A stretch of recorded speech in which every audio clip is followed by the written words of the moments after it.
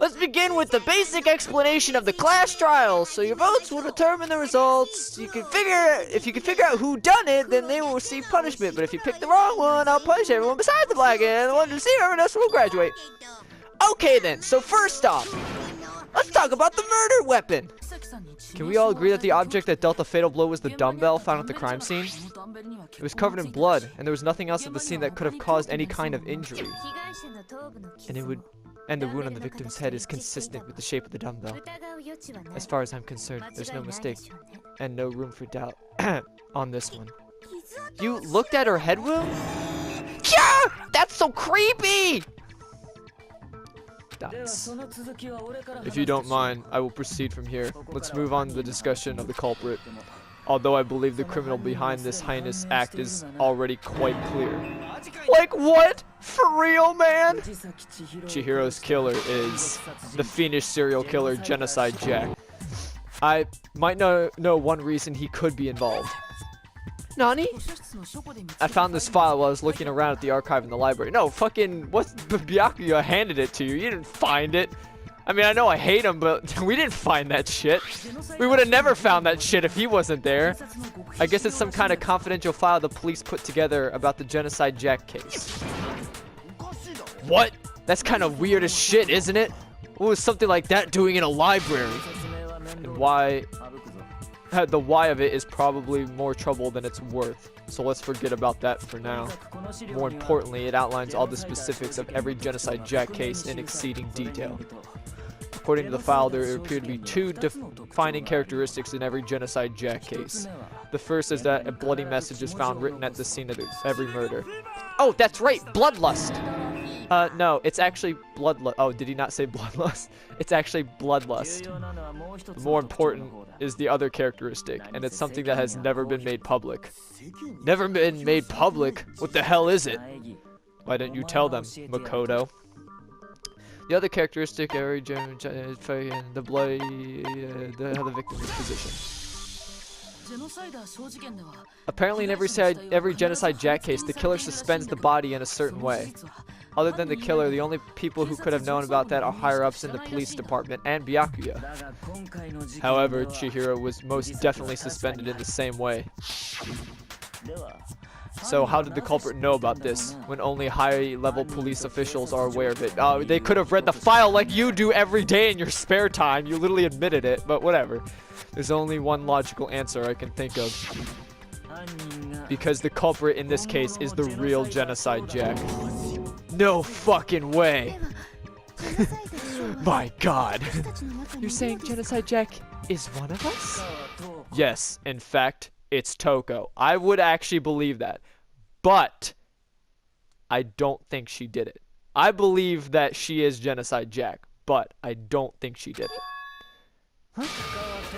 Genocide Jack's true identity is Toko Fukawa. You lie! What?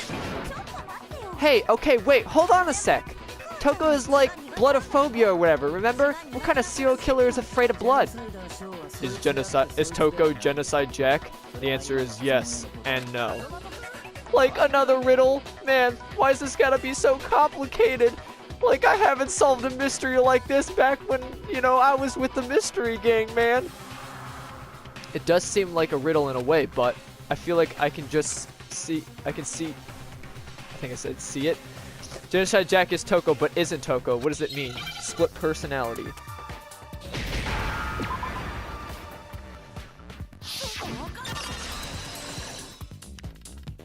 Complete! It's because Genocide Jack has a split personality. Huh? I think I read that somewhere in the file, too.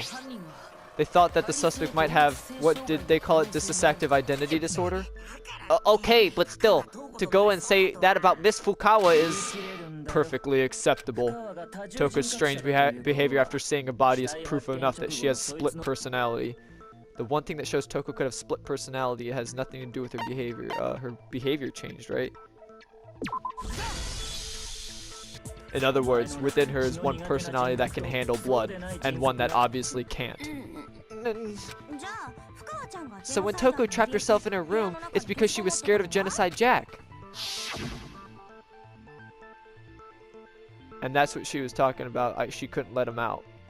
I won't let Genocide Jack have control. I'll drive out the killer. Drive out the murderous fiend. The reason she locked herself in her room wasn't to keep other people from getting in. It was to keep her other personality from getting out. What?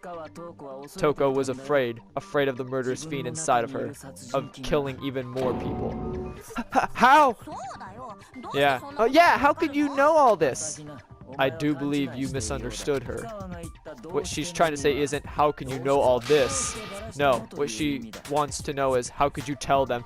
Because he knew, and that was probably their promise. She was like, can you promise not to, like, do this to me during the trial?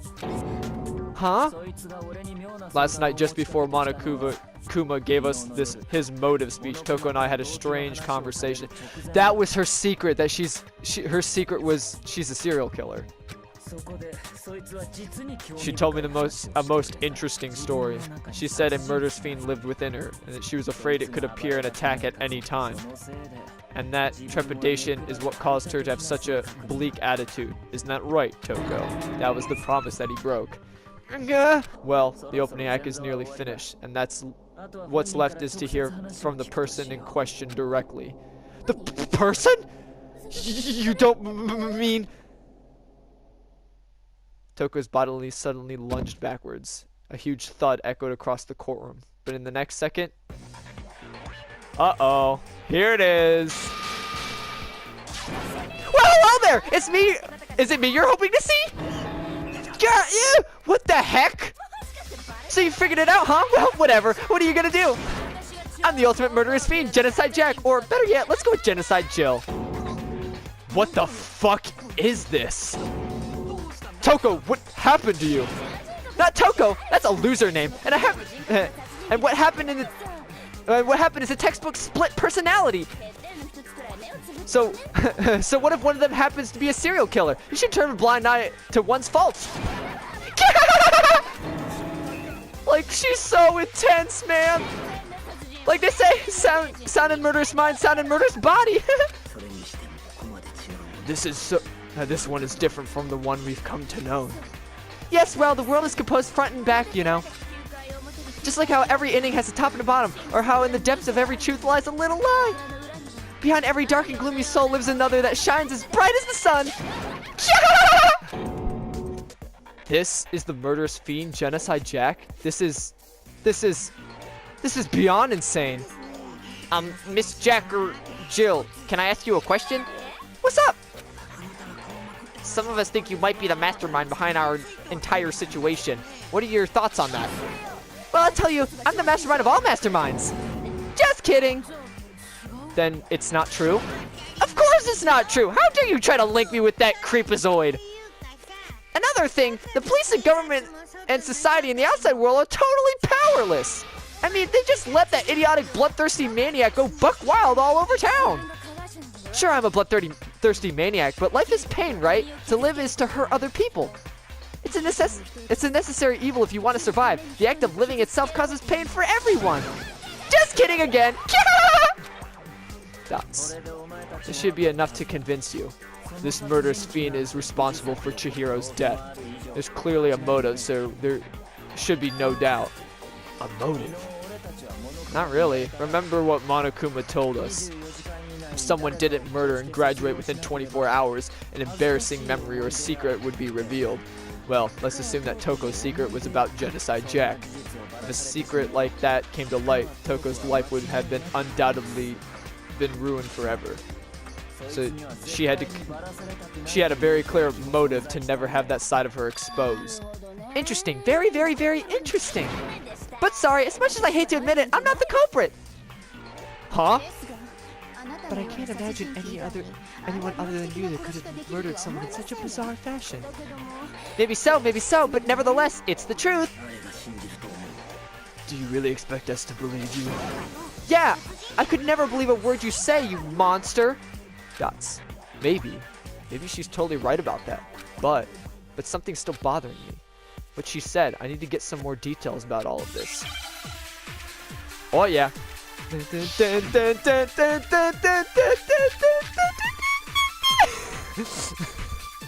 I can't get that high.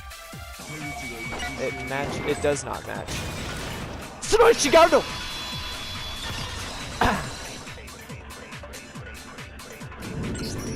Meme review. Are the methods of murder really exactly the same? I'm not sure about that. I think there's a slight difference between the Genocide Jack cases and this one. Like, huh? How's it any different, man? Uh-oh. You don't know? Well, I'm human garbage. Let me tell you. I murder with passion and conviction. I consider myself a professional, and I have a very particular way of doing things. Imagine you go to a fancy Italian restaurant, and you're very picky about the noodles, the sauce, and everything. But what happened to Chihiro? It'd be like if you went to that same Italian restaurant and started using ragu or Chef Boyardee. This is no creation of mine. Let me perhaps rephrase that in a way that makes more sense. There are two clear differences between the Genocide Jack cases and this one. There is one clear difference between the murders, the fatal injury. It was a blunt force, not a stab wound. For one, the cause of death is different. In the Genocide Jack murders, all the victims were killed in the same way. According to the case file, they were all apparently killed with a pair of scissors. But Chihiro died from a blow to the head, right? Ah, yes, that is remarkably different from the other murders. Wouldn't it be strange for someone who kills the same way without fail to suddenly change their method? And there's one more conflicting detail of what was used to suspend, right? That's right, in my recipe for murder, if a bloody message is in a tortellini, then the arrangement of the body would be the pesto sauce. Like, could you please stop comparing killing people to cooking, man? What's wrong with Italian food, man? She could give me the Chef Boyardee business any day. So, are you saying that there are other difference has to be with how the body was arranged? That's right, the second difference is related to how she was suspended. What was used to suspend her? Do you remember what the killer used to suspend her? That they used some kind of rope to hang her up by her wrists. What is your point? Well, in the previous Genocide Jack cases, something else was used to suspend them. Scissors. Specifically, pairs of razor-sharp scissors. And guess what? I used my own specifically designed scissors for the murders and the arrangement. Like I said, I'm a professional, so naturally I'm very picky about the tools I use. And you know what else? Big Mac said there's two differences, but he's wrong. Big Mac? Are you referring to me? I love it when you call me Big Mac. Listen up, Big Mac. There's actually one more difference. Huh? My word, you really didn't notice? Take a look at who the victims were in each Genocide Jack case. And there's a pattern there, just waiting to be discovered. A pattern? They're all male. Figure that out, and it'll be plain as death why he couldn't have possibly killed that lowly girl. Let's see. There was a pattern surrounding the Genocide Jack case victims, and Chihiro didn't fit it. I think I figured out. I know why. Because Chihiro was a girl. Is it because Chihiro was a girl? Bingo! Bullseye! Right on the money! I have no idea what's going on anymore. Could such a heinous villain really be innocent? It's okay, Doc. I'll get you through this one, fam. But the body really was suspended, right? And nobody but the police knew about that. Nobody except for the douchebag himself. Yeah, that's right. That's why we figured it had to be the real deal and not some copycat killer or whatever. Actually, hold on. There is one person who could have copied the Genocide Jack cases.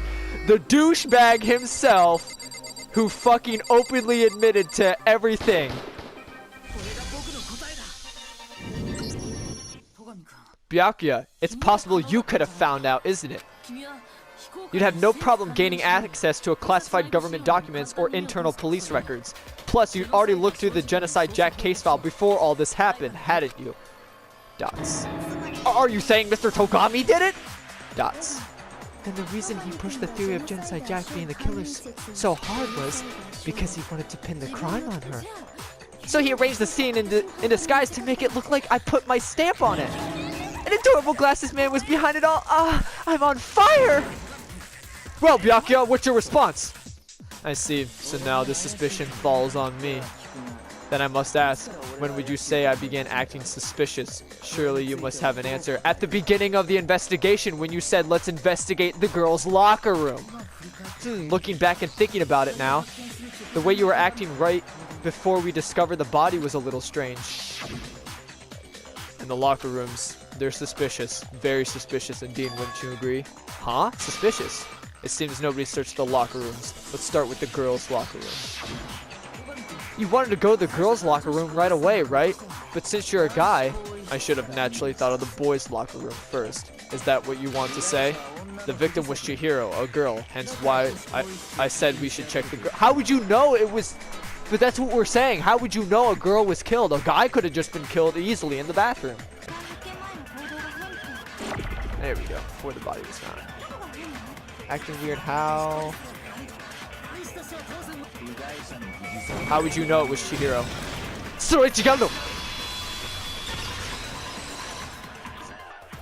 Yeah, the new element is that you have to like find the actual statement in the actual game and then use that to either agree or contradict someone.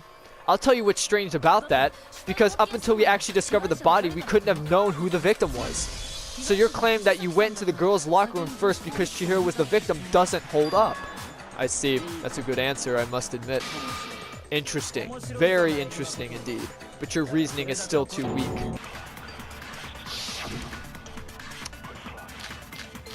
Uh-oh, we gonna bring the lamp on his ass? What, the difference between the cases? You want me to explain it again? When I want to kill, I use my very own special scissors. And I use them, the same scissors, to arrange the body. But Chihiro was suspended with... It was some kind of rope, was it not? That's right! It absolutely was! And there must have been something very fishy indeed about that rope. Hey, Bianca, where'd you get it from, huh? I'd never seen that rope in my life before. Liar. Chicago.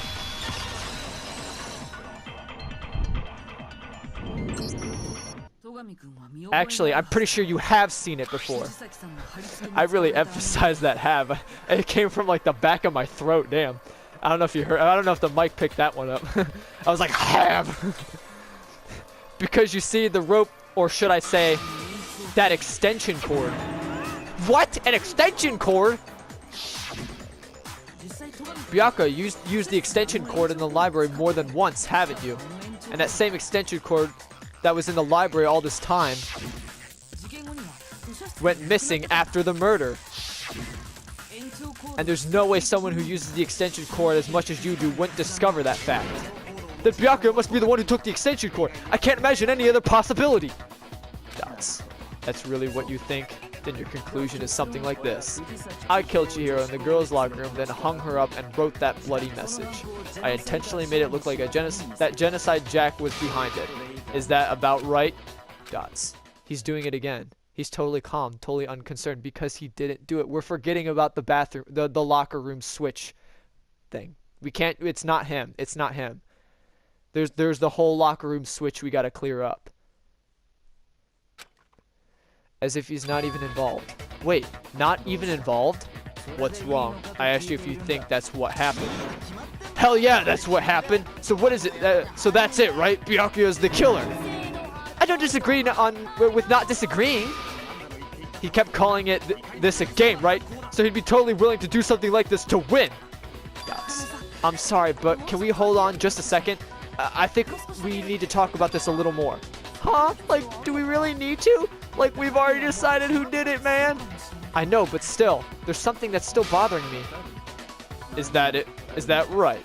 And what, pray tell, is bothering you? You said that you killed Chihiro in the girls' locker room, right? But are you sure about that? Isn't it possible that the murder took place somewhere else? How disappointing. What kind of question is that? Even in a world of disappointments, this is a true letdown. She was found dead in the girls' locker room. Nope! There is absolutely no question about that. So, he did all the crazy shit to try and draw out Genocide Jack. That was his ultimate goal. He's done. He didn't do it. He didn't actually commit the murder, but he did all the setup, the weird shit, the bloodlust, the setting Chihiro up, Somebody else killed Chihiro in the boys' locker room, and he set it up. Because he doesn't know that he didn't do any investigating with the room switch or anything. He's letting me take this now. How could the scene of the crime have been anywhere else? Well, I think it's entirely possible that she was killed somewhere else, then carried there later, along with the rest of the murder scene. The rest of the murder scene? Dots. That was awfully specific. Please tell me you have a reason for saying that. I believe I do. Hey, Byakuya, did I just take you off guard? When the story suddenly moved to the crime scene, Byakuya, who had been so confident up till now, maybe Byakuya never could have realized that the actual scene of the crime could have been somewhere else. Hey, don't just move on without permission. What do you mean that she was killed somewhere else? Come on, Makoto. If there's any chance the murder took place somewhere else, let's see the proof. The evidence that shows the murder took place somewhere else. I just need to focus on those things I've got. The posters, right? The proof that she was killed somewhere else is the poster that's hanging in the locker room. Your proof is some posters? The poster in the girls' locker room was a picture of a big boob supermodel. But don't you think that's kind of strange? Why would the girls' locker room have a poster like that? I bet those massive jugs of hers were totally fake. Meanwhile, the boys' locker room had a poster of a super popular boy band, Tornado. Again, that doesn't really seem to belong in the boys' locker room. So you're saying that maybe the posters were switched? And there's one other thing I noticed about the locker rooms. You know what I'm talking about, right, Sakura?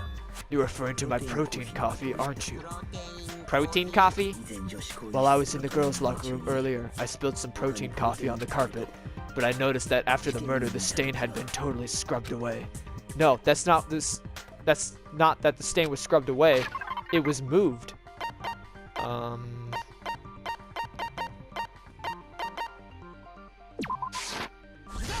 Yeah. The stain on the girls' locker room carpet wasn't scrubbed away. In fact, I found it in the boys' locker room carpet. That's definitely the stain from my protein coffee. Then does that mean that the carpets were switched too? But why would anyone do that? To move the murder scene from one locker room to the other. It's certainly plausible, don't you think? Nani? Hold on a sec. Uh-oh.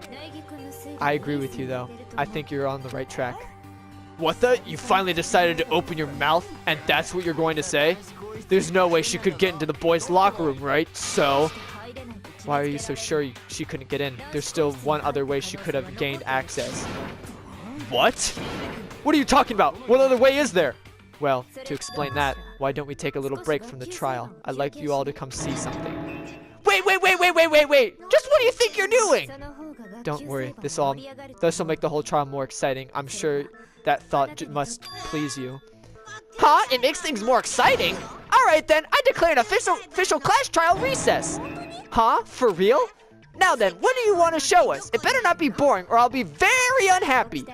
Oh, I have no doubt it'll meet your lofty expectations. So, shall we go? Uh-oh. So, before I even knew what was happening, the class trial was put on hold. We headed off with Kyoko in the lead, and where she took us was back to the scene of the crime, where we're gonna discover something important that I'm sure everyone's already figured out by now, but it's the girls' locker room? We've already searched this place top to bottom. What are you trying to pull, Missy? I'd like you to examine the victim's body one more time. This is why she asked us to examine it thoroughly so we could avoid this whole conversation. You want to check it again? Be sure to examine the entire body very carefully. Take your time. Her entire body? I know you say that, but what is this? Does this Ah! What is it? Not possible. It's not possible. Sakura's eyes were staring wildly at Chihiro's lifeless form. Her massive frame trembled. This girl is... What is a boy! BAM! Chicks with dicks! Chicks with dicks! Chicks with dicks! Your favorite waifu is actually husbando! Brah! Yes, baby! Woo! Ah, I see. So she was actually a he. Interesting. Thank you for confirming this fact. What? Like you're joking, right? I wouldn't joke about this. Then it's really true? Chihiro was a guy? Oh, what? You guys didn't know? Heck, I knew that right off the bat. Chihiro Fujisaki was totally a guy. Then he was a cross-dresser? Now I'm really on fire. I wish I had killed him. So that's what Kyoko wanted to show everyone, huh? Interesting. Dots. Oop, boop, boo. Yes, that certainly does make things much more exciting. Now, let's ride the wave of excitement back to the courtroom and get back to the trial. So, he could have just entered at any point, because he's a guy. So, the whole him going to the boys' locker room and dying is not out of the question. We're back in it, boys. Let's go. Ahem, I do apologize for keeping you waiting. Now then, let's resume the Clash trial. We've all just learned the shocking revelation that Chihiro was actually a boy. Let's pick up from there. What about you, Makoto? After everything we've learned, do you still think Byakuya is the killer? Well, without a doubt, Byakuya is the one who made Chihiro's death look like genocide. Jack did it. But I... Dots. I think he might not actually be the killer after all. What? But you're the one who accused him in the first place. He just seems to be too easygoing about all this, like he's enjoying us solving the mystery. The way he's acting, it makes it seem like he doesn't have anything to do with him. And you think that might be because it doesn't have anything to do with him? Plus, the evidence he left behind was a little too, how can I put it, overt. He consciously chose to use the extension cord knowing it could connect him to the murder.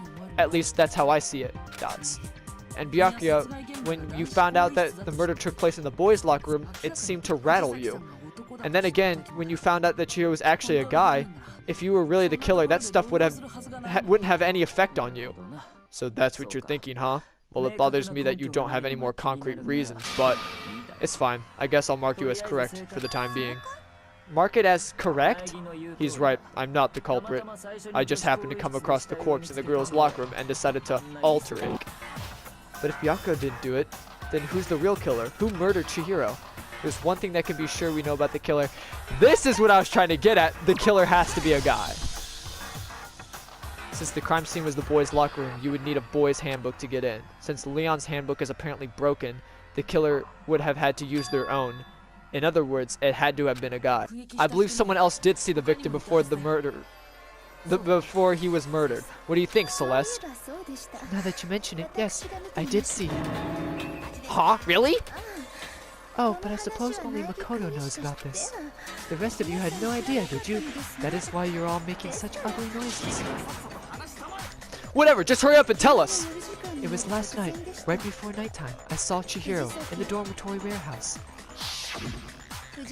I saw him stuffing a track jacket into a duffel bag, and then I assumed he headed off to exercise. A track jacket and a duffel bag? But we didn't find anything like that at the murder scene. It seems likely that the culprit destroyed them to get rid of any evidence. And that's when he said something that struck me as rather odd. Well, I better get going. I'm kind of in a hurry. Chihiro told me that he was in a hurry. But why would he be in a hurry? Only if someone were waiting for him, I should think. So whoever was with him at the time was the killer. So Mr. Fujisaki was on his way to meet with someone, and then they were all going to work out together. But Hina and I invited him to exercise with us plenty of times, and he always declined. Probably because he was afraid he'd find out the secret he was hiding, right, man? Which means that controversially he must have trusted whoever he was meeting with it very much. Enough so to be willing to risk his secret being revealed. What a marvelous friendship! The point is, whoever met up with the culprit, whoever he met up with is the culprit, right? So we just gotta figure out who it was. But knowing what we know, I can't even guess. No, you already have what you need to make the connection. Huh?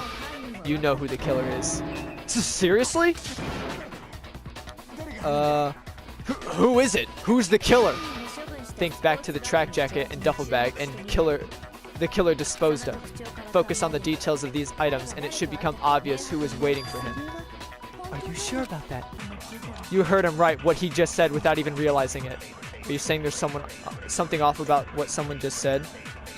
I think I have to fire Celeste's account. You're right. Actually, I think I do need that bullet. First of all, I know that you heard it off to exercise. Why would you know the color of the tracksuit? We didn't discuss that. How would you know the color? Soichigaru! It was you! Mondo! How could you? Hold on a sec, Mondo. What did you just say? Huh? What'd I say? When Celeste testified a few minutes ago, she said, I saw him stuffing a tracksuit jacket into a duffel bag, and then I assume he headed off to exercise. She never said anything about the jacket's color. So why did you know Chihiro's blue? So why did you say Chihiro's blue tracksuit? What are you just... Hey, Celeste, what color was Chihiro's tracksuit? As a matter of fact, it was blue. And before we began the trial, did you tell anyone about that? The only one I told you about this was you.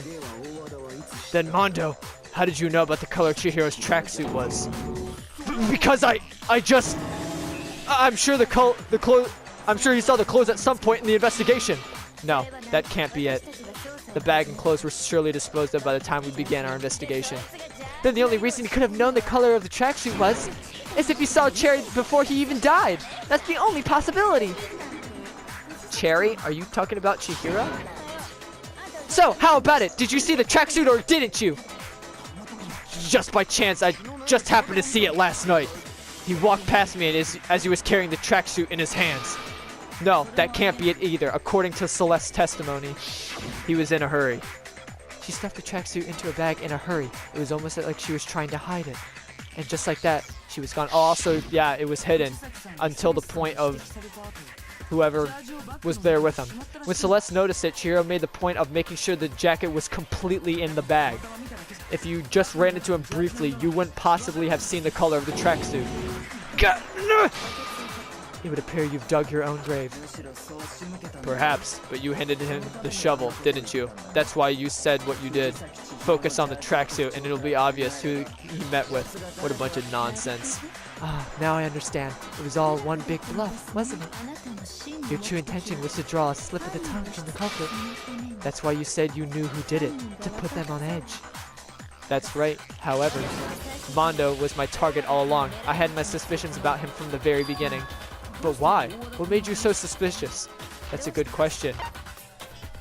Was it the way he was acting or the way he was talking? I think the way he talked. Maybe? Dots? There was a certain turning point that tipped me off. Maybe you didn't notice it, Mondo, but you tend to refer to men and women differently. That's right, the way he talks. You only call guys dude. For girls, it's chick. He referred to him as dude, right? And after he was killed, you happen to refer to him as dude because he revealed his secret. Once it picked up on that, it occurred to me that Mondo knew something we didn't. Did you notice such a tiny detail? Are you a witch? She's a witch! You're positively frightful! No, I'm not the frightful one. Not nearly as frightful as someone capable of murdering a friend.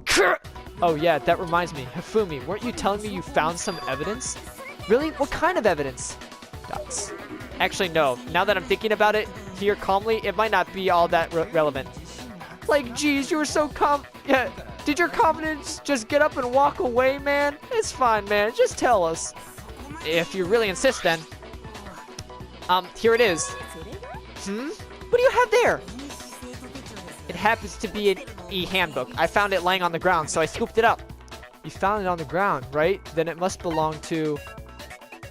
Chihiro? Yeah. We know Chihiro's handbook was missing from the scene of the crime, right? For a fact. For a fact, indeed. I was totally sure I found it. Then it must be some clue about the culprit, right? Well, that's what I was hoping, but it's busted. It won't even turn on. I imagine the culprit broke it to get rid of any evidence after the murder. That's odd. I didn't think the handbooks were quite so fragile. That's right! You're right! Now that's right, they're not. They're totally waterproof and shock resistant. It would take an awful lot to break one. And And yet this one appears to be broken, as is Leon sitting useless in the main hall. For all your confidence that it's a remarkably high failure rate. Oop, boop, boop, boop. Do you think there might be some kind of mystery in there somewhere? It's weak spot. How precisely did the handbooks get broken? How did the handbooks break? There's only one possibility, by hitting the weak point. You already told us before that the handbooks had one weak point, didn't you? Gah! You remembered that? Sure, maybe I let that slip, but I never told anyone what the weak point actually was. But if the handbooks is supposed to never break, then the two of them broke in quick succession, then we can only assume that someone's figured out its weakness. You know what the weakness is, right, Monokuma? So what is it? Huh? You're asking me? I think it's a necessary piece of information if you want this to be a fair trial. But if I tell you and someone else decides to copy it, that would be very not good. Just tell us already. Why would we want to break our own handbooks? Oh well, I have a weakness for pushy demands, but you're sure you won't follow their example? Then allow me to make a special announcement. The weak point of my cutting-edge e-handbook is when it's exposed to high temperatures for too long. It will suffer a meltdown and totally break. I flipping knew it. I don't know anyone who took their handbook into the sauna. Well, there's 2 people in this room that know. I might know someone who did. What? Seriously? I think I know who may have taken their handbook into the sauna was. Nothing, he knows! Taka knows! Who might have brought their handbook into the sauna? Really, it could have only been one person. When you wore your clothes in the sauna, it broke. Case closed. It was Mondo. Mondo, your handbook got broken in the sauna, didn't it? What? What? Why do you keep accusing him? Mondo and Taka had an endurance contest in the sauna not too long ago, remember? And for the contest, Mondo just so happened to keep his school uniform on. But little did he realize he also left his handbook in one of his uniform pockets. And when it was all over, Mondo discovered that taking your handbook into the sauna could easily destroy it. Okay, then we don't have to... Then why don't we look back at the case one more time from the beginning? That way everything will become clear, and we'll all see if I was right or wrong. Closing argument!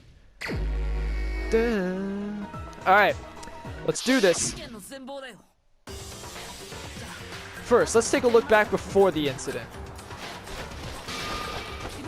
Last night, Celeste saw Chihiro in the warehouse, correct? At the time, she was apparently stuffing something into a duffel bag. That something was a blue tracksuit. You can confirm that, right, Celeste? With the bag in hand, Chihiro headed out, even though it was officially nighttime. She made her way to the locker room, specifically the boys' locker room. But how could the victim, who was apparently a girl, access the boys' locker room? Simply because she was really a he. Which is why he was able to use his own e-handbook to gain entrance to the boys' locker room. Once inside, he met with the person there, and that person he met with was the one who killed him. It seems likely that the killer grabbed the nearby dumbbell, approached the unsuspecting Chihiro, and attacked him. And that's where the bloodstain on the poster and carpeting in the boys' locker room came from.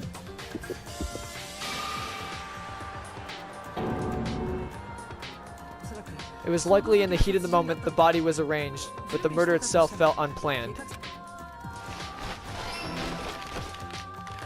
Which is why the killer hurried to try to hide the fact, first pulling up the blood-stained carpet, then removing the bloody poster. And finally carrying the corpse into the girls' locker room. A girl's handbook was necessary to get into the locker room, of course, but this alone doesn't prove that the killer was necessarily a girl. After all, Sayaka and Junko's handbooks had been placed in the main hall. Using one of those, a boy could get into the girls' locker room without much problem. And that's exactly how the killer did it. With the carpet and the poster they'd brought with them, they got to work. They changed the layout of the boys' and girls' locker rooms in what you might call a crime scene switch. that could have been the end of things. But no. Byakuya discovered the body and decided to intervene in the situation, making things even more complicated. So, after stumbling on the crime scene, he went and grabbed the extension cord from the library, and then he got to work. He used the cord to string up Chihiro's lifeless body.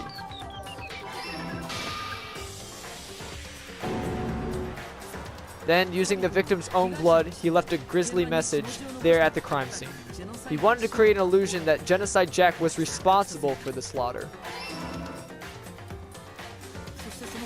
At around the same time that Byakuya was putting together his facade, the killer, having already disposed of Chihiro's bag and other belongings, arrived at the sauna.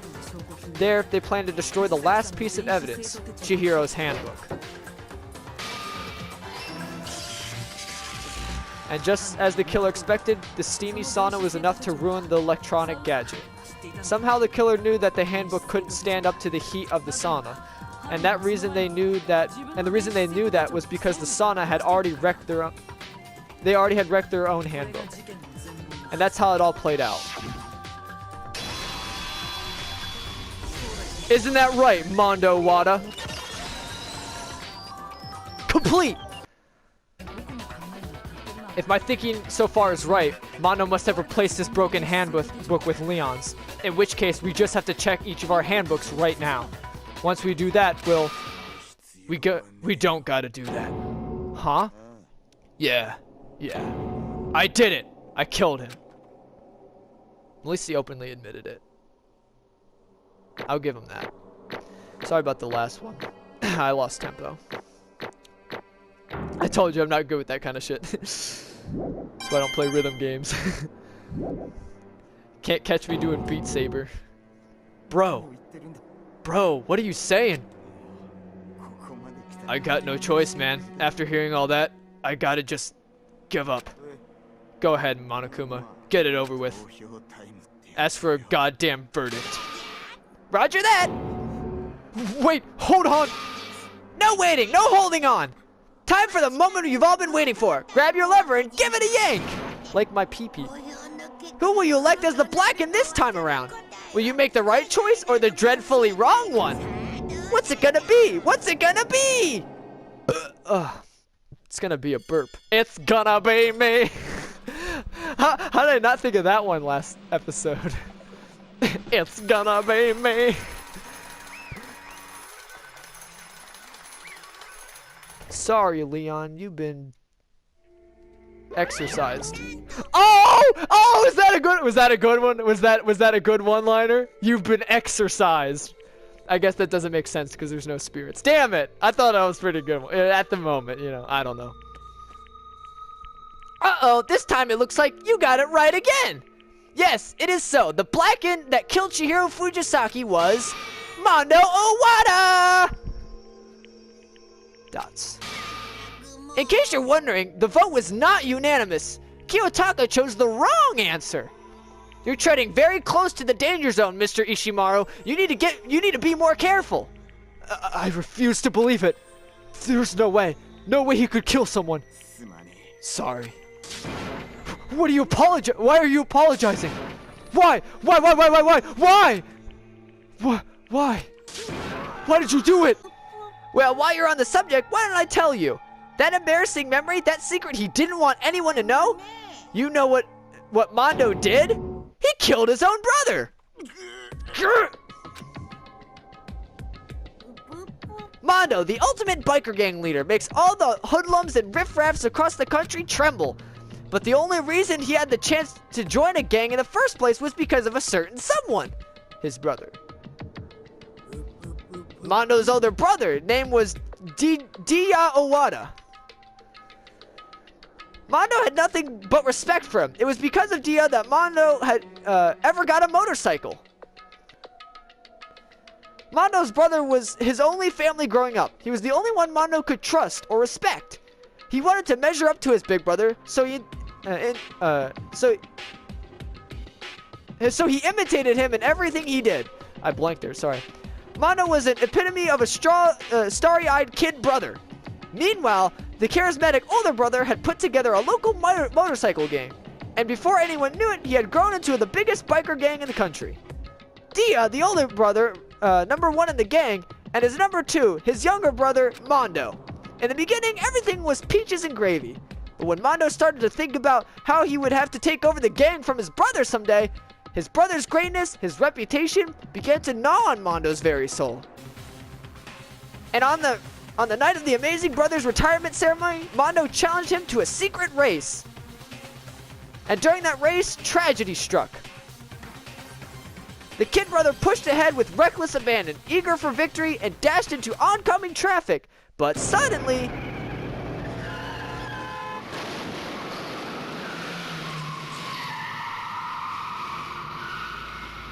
laying in his kid brother's arms, the older brother delivered his final words.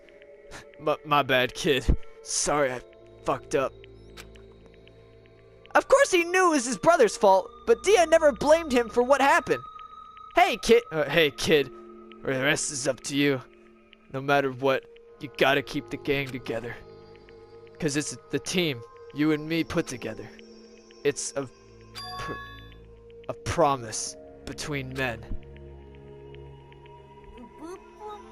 He decided to hide the truth of what happened from everyone else in the gang in order to keep the gang together and keep the promise to his brother.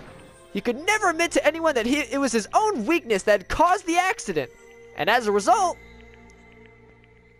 the team was made even stronger under the banner of the kid who bested his big brother.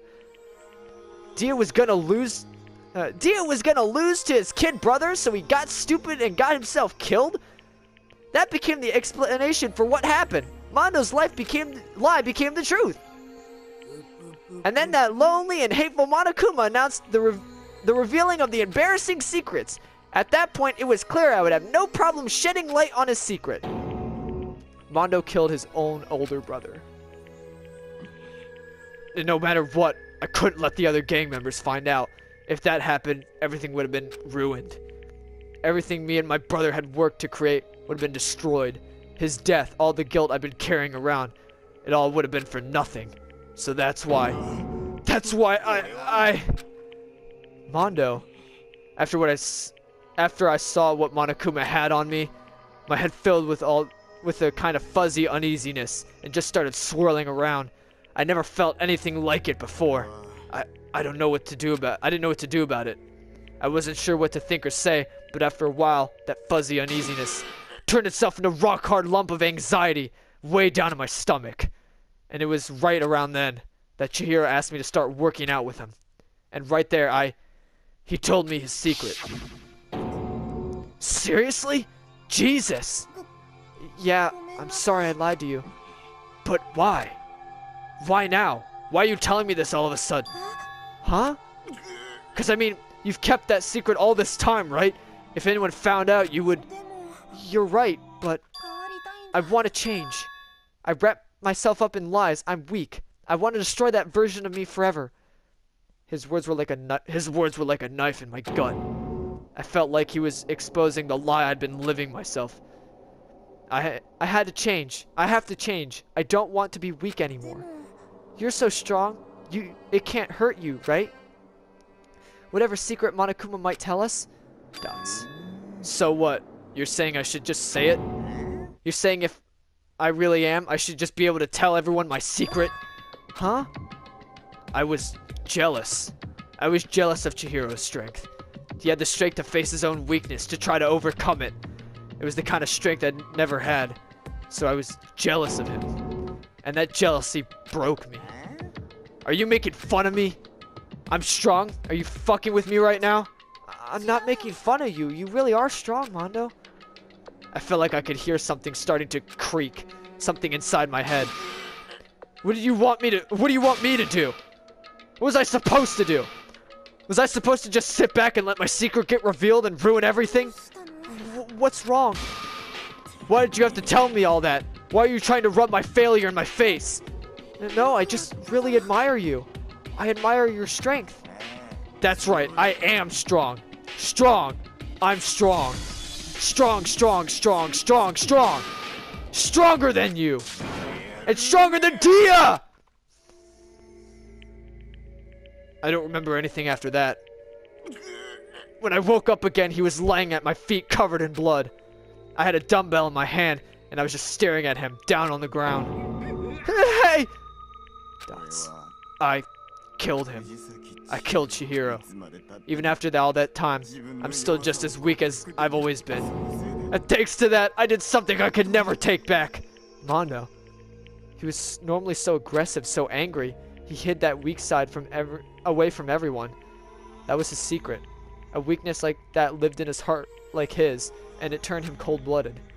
God damn. Okay, so I'll say it as many times as I want, is what I want to say, but unfortunately, I can't do that right now because it's time for punishing. The time for punishing is fast approaching. Punishing? You mean execution? That's what I promised you, right? The Blacken that disturbs the peace will be punished. Hold on. Now then, I prepared a very special punishment for Mondo Wada, the ultimate biker gang leader. No, wait. Let's give it everything we got. It's punishment time! I said wait! Dots. Sorry, man. I couldn't keep the promise we made from one man to another.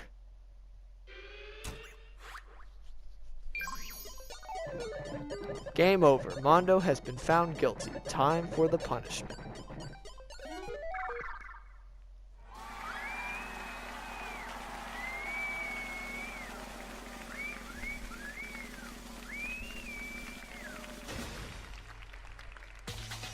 I like how he's got the hair too.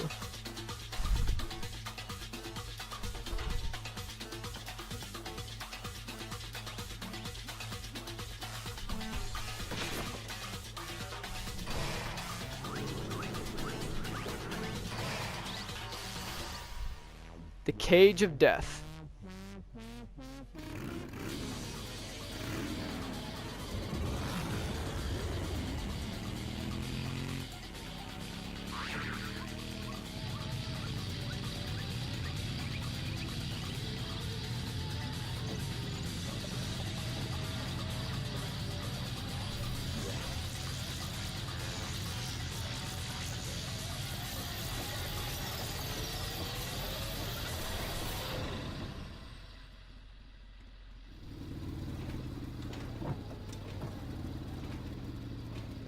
Did he just disintegrate from sheer force?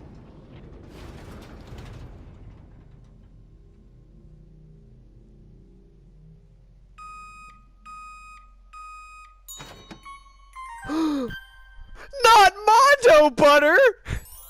Now at Marco's for half off.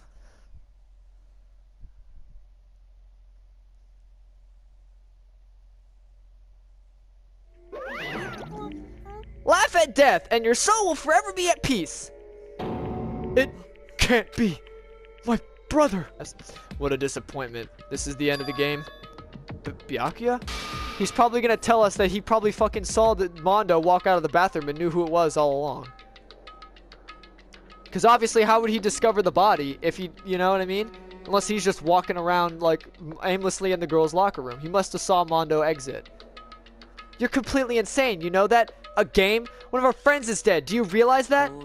Of course I do. Because this game is life or death. I don't have anything to say to you. I don't have any response except that. I just don't understand why. Why did you go out of your way to disguise Mondo's crime? Why? Isn't it obvious? Because it made things more interesting. His voice was calm. It did, because we now know that Genocide Jack is among us, and that it's Toko. So I'm not gonna deny him there. It makes the whole like people more interesting. But you're also a psychopath. Actually, I should say more like a sociopath, probably. Like the voice of death, it chilled to me to the bone. Last night when the murder took place, I was in the library as usual. So you ignore the nighttime rule too.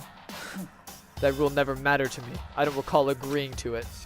Well, I don't particularly care. Please continue. The night grew late and I decided to return to my room, which is when I stumbled upon him. I spotted Mondo coming out of the girls' locker room. After he'd gone, I looked inside and saw the corpse. What? You mean like you actually witnessed the murder? He was such a fool. He didn't have the slightest idea that I'd seen him. So you're saying you knew who the culprit was from the very beginning? Indeed. But if that had been the end of it, how boring would it have been? I mean, what a waste of time to have the answer revealed right at the beginning. Which is why I decided to lend a helping hand. I thought I would liven things up. You did that, you did all that to liven things up? So after hearing about Genocide Jack from Toko, you decided to use that to create a fake murder scene. But damn, man, if we hadn't figured out who'd really done it, you would have been dead too, right? Well, obviously, I would have revealed the truth before it reached that point. Of course. Byakuya turned and looked me in the eye. I could feel his sharp eyes piercing into me. Thanks to a certain remarkable someone, it never did, and I was able to perform an interesting experiment. Once I do decide who to become blackened, now I know who I'll have to watch out for. What? So that was your reason. Voice crack. Are you satisfied? Yes, we're done listening to your story. Moving on. There's something I'd like to ask Monokuma. Oh, I'm up next? You like to perform these elaborate executions each time, correct? My question is, why? Boo! Do you like them? But you know, this punishment, this despair, it's not just for you. All this punishment, all this despair is my gift to mankind itself. You're over-exaggerating. I'm not over-exaggerating. These punishments are meant to transform all hope into despair. What do you mean? Mean? Mean? Mean? Mean. Good grief! I don't understand why you have to pick apart every little stupid thing. Whatever, it doesn't matter. In the end, I'm going to stand alone as the victor, and then everything will be revealed to me. Oh, so cool! It's like you're the main character of a video game or something. No trash mob for you! I like the fourth wall breaking, it's pretty cool. I swear, whatever it takes, I will kill you. Temper. Sounds like someone needs a nap. Does Big Boy need his nap? Yeah!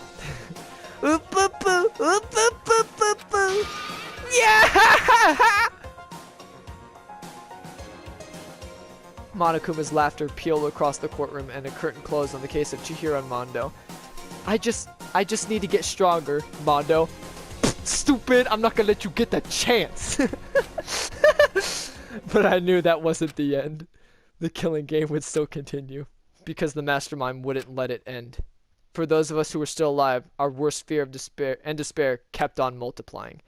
It was the kind of despair that felt like a blind puppy in hell had more of a future than us. All of our courage, our effort, our friendship, it felt like it amounted to nothing at all. It was the worst kind of despair. Huh. Well, anyway, like I was saying, this is a pretty good spot, yeah? A really good spot.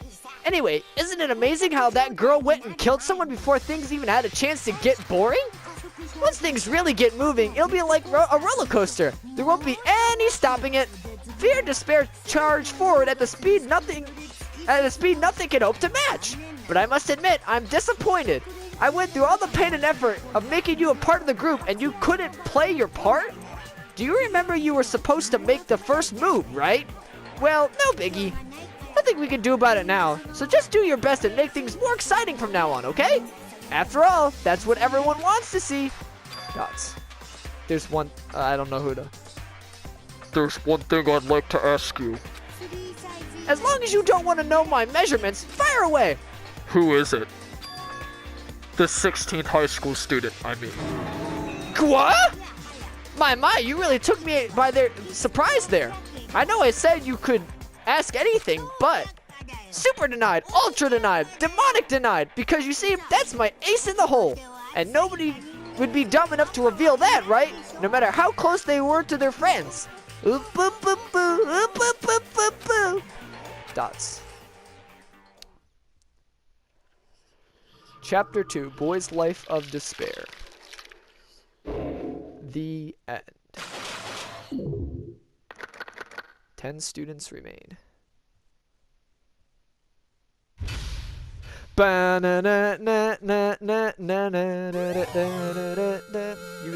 Item got. Or got item. Item got. I don't know. You received a crazy diamond present. Alrighty then, my weeaboos. That's gonna do it for the exciting conclusion of Chapter 2. Hope you're all enjoying this as much as I am. It's been a lot of fun. And you know, let's just keep getting into it. Let's go right into chapter 3 in the next one, baby. Hope to see y'all there.